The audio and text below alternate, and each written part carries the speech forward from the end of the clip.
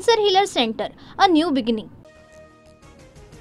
पाकिस्तानकडून सीमेवर रणगाडे नेण्यात आता तैनात करण्यास सुरुवात। तर गेल्या 2 दिवसांपासून पाक लष्कराच्या चौक्यांमधून नियंत्रण रेषेवर गोळीबार, भारताकडून प्रभावीपणे प्रत्युत्तर। जम्मू काश्मीरच्या कुपवाडामध्ये अतिरेक्यांकडून स्थानिकांवर गोळीबार, एका नागरिकाचा उपचारादरम्यान मृत्यू। पहलगाम नंतर आता हल्ल्याची 5वी घटना। पहलगाम दहशतवादी हल्ल्याचा तपास आता राष्ट्रीय तपास यंत्रणेकडे। आज FIR नोंदवली जाणार। जम्मू काश्मीर पोलीस आणि इतर एजन्सी तपासात मदत करणार।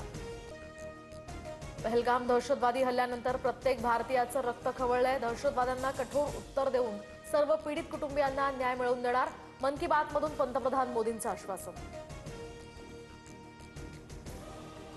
सिंधू जलकरार भारताला एकतर्फी संपवता येणार नाही। पाकिस्तान विरुद्ध आक्रमक पावलं उचलल्यास आम्ही युद्धासाठी सज्ज, पाकिस्तानचा गृहमंत्री मोहसिन याची धमकी। चीनचा राजदूत जियांग झेडोंग यानं पाकिस्तानचा परराष्ट्र मंत्री मोहम्मद इशाक दारची भेट घेतली।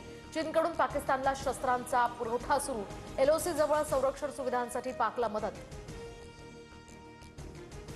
पाकिस्तानची आंतरराष्ट्रीय कोंडी करायला सुरुवात, पंतप्रधान मोदींचा 13 जागतिक नेत्यांना फोन, 30हून अधिक देशांच्या राजदूतांशी अधिकाऱ्यांच्या बैठका। पाकिस्तानी नागरिकांची व्हिसा मुदत आज संपणार। दरम्यान अटारी वाघा सीमा चेकपोस्टवर वाहनांच्या रांगा, तर मेडिकल व्हिसा असणाऱ्या पाक नागरिकांना 29 एप्रिलपर्यंत भारतात थांबण्याची मुदत।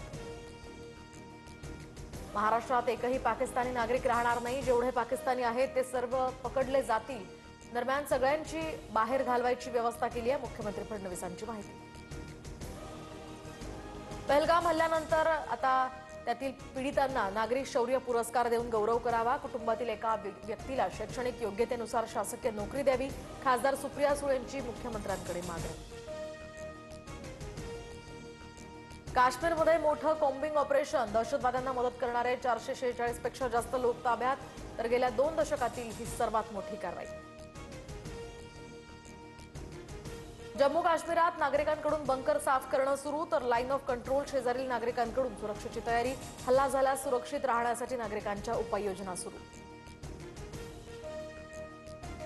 शिंदे फडणवीसांनी कान टोचल्यानंतर आता संजय गायकवाडांकडून पोलिसांची दिलगिरी, माझं वक्तव्य स्थानिक पोलिसांबाबत होतं, ओघाओघानं महाराष्ट्र पोलिसांचा उल्लेख झाला, गायकवाडांची सारवासारव। शिंदे समितीकडून 58,82,000 नोंदींचा शोध, तर 2 कोटींपेक्षा अधिक कुटुंबियांना नोंदींचा लाभ होणार। 8,25,851 नागरिकांना मराठा कुणबी प्रमाणपत्र। विदर्भाच्या काही जिल्ह्यात अवकाळी पावसाचा हवामान खात्याचा अंदाज, नागपुरात सकाळपासूनच ढगाळ वातावरण, तर काल परभणी, यवतमाळ, अमरावती, गोंदिया या जिल्ह्यामध्ये अवकाळी पावसाची हजेरी। Cancer healer centre, a new beginning.